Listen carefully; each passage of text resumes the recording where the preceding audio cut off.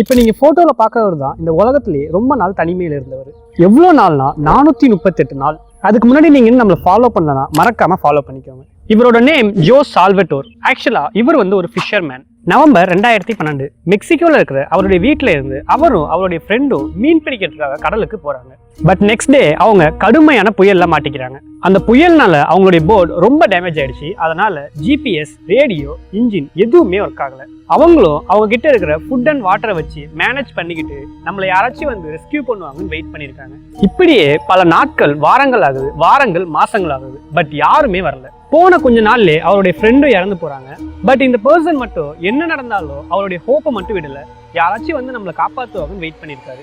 இவர் கொண்டு போன ஃபுட் அண்ட் வாட்டருமே ஒரு கட்டத்துக்கு மேல தீந்து போகுது.